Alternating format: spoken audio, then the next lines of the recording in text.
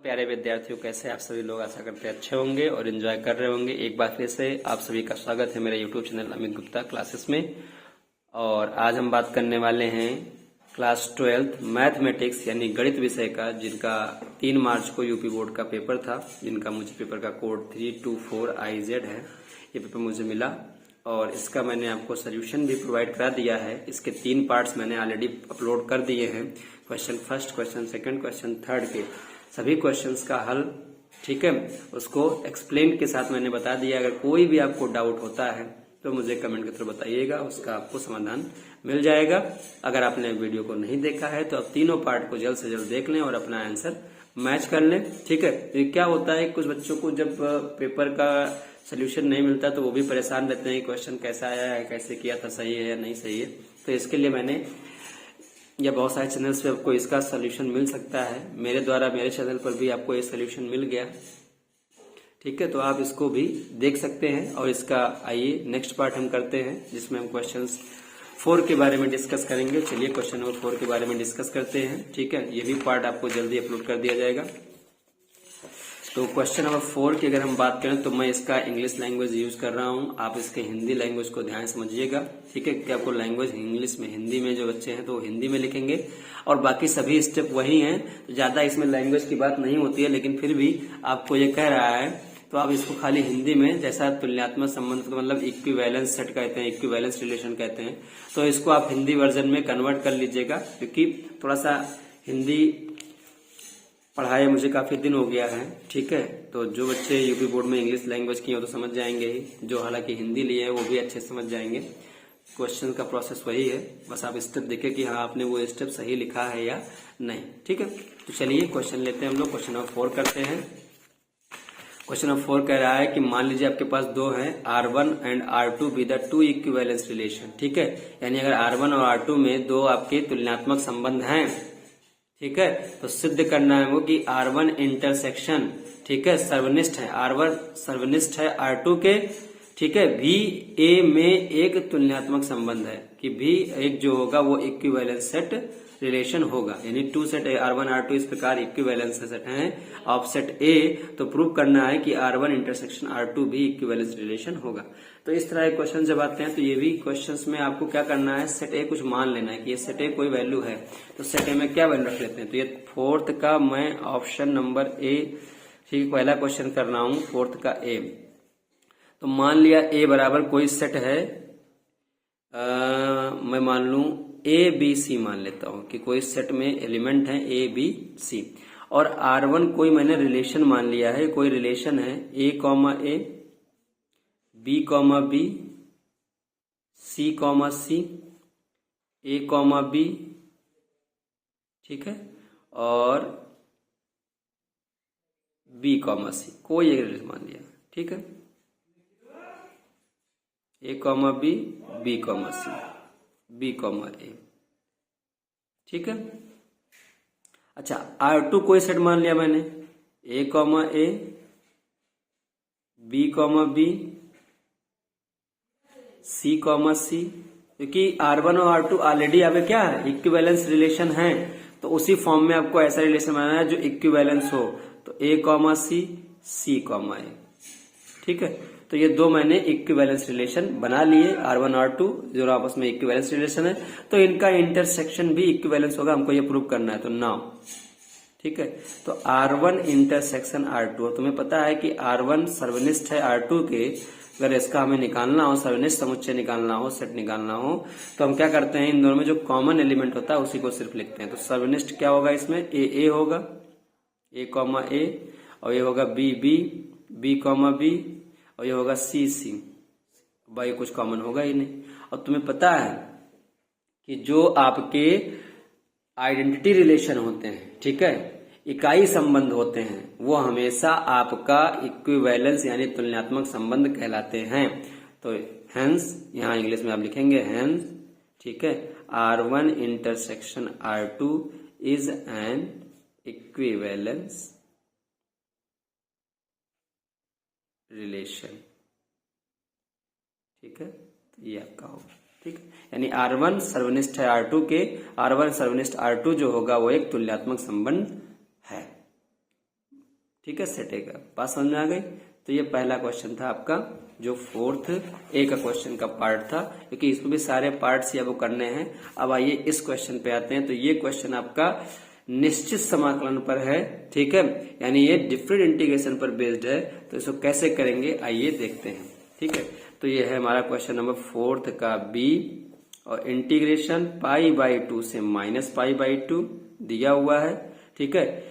ये आपका होता है लोअर लिमिट और ये होता है अपर लिमिट। लोअर लिमिट -π/2 से π/2 पढ़ते हैं, ठीक है। और इसका वैल्यू दिया हुआ है यहाँ पर फंक्शन में sin² x dx। तो प्रगुण 4 लगा दीजिए इसमें। अगर आप प्रगुण पढ़ते हैं तो प्रॉपर्टी को प्रगुण भी बोलते हैं, तो प्रगुण 4 या फिर P4/P4, ठीक है। क्या होता है फॉर्मूला?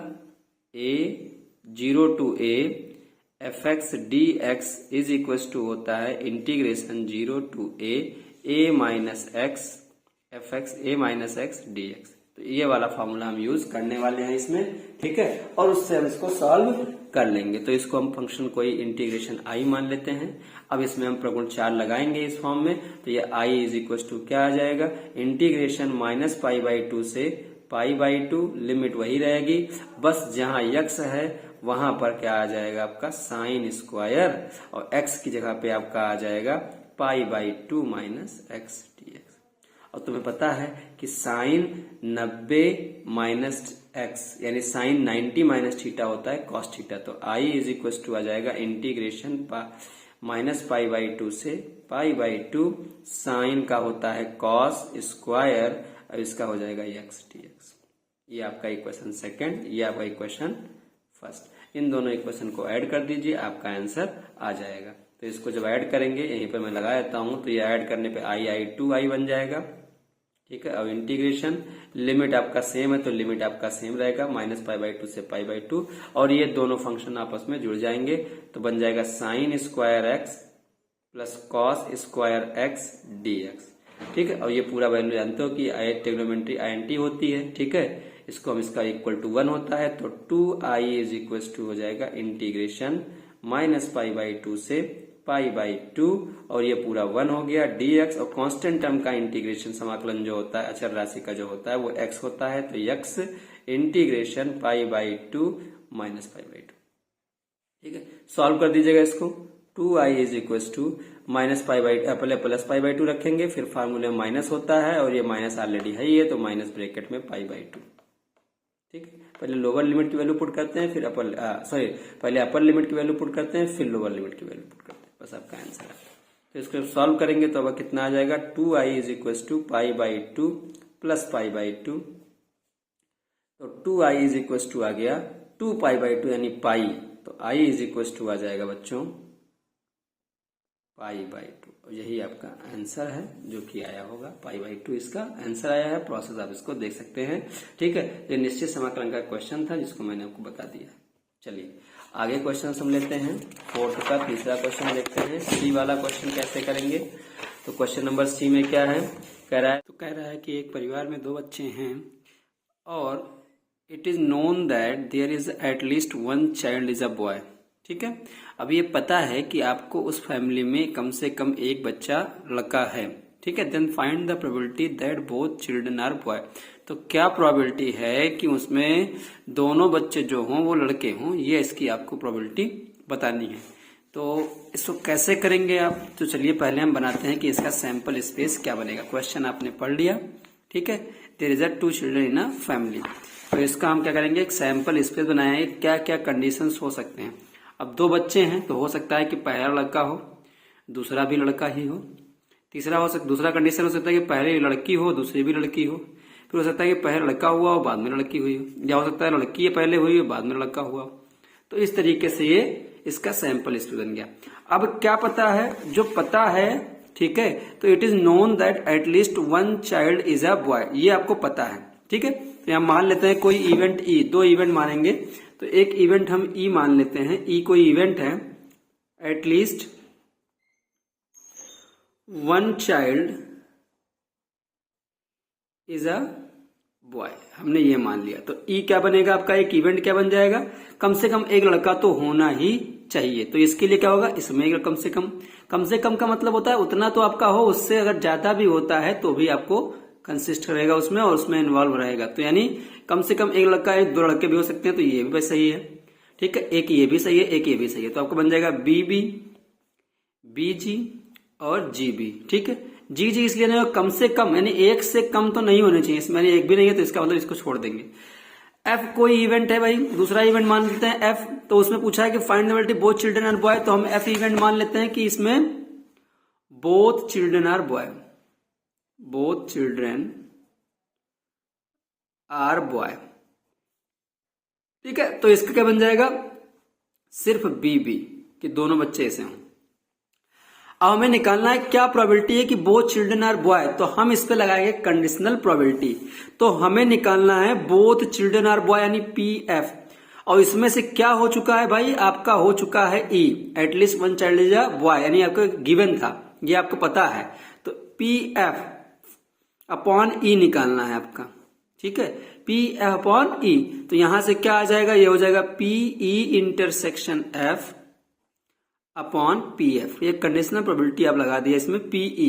ठीक है, और इस फार्मूले का हम यूज करके फार्मूले से आंसर निकाल सकते हैं। तो पी एफ बाई ई, ठीक है, ये आपका क्या हो जाएगा, इसका इंटरसेक्शन भी निकालना है तो ई इंटरसेक्शन एफ भी निकाल लीजिए।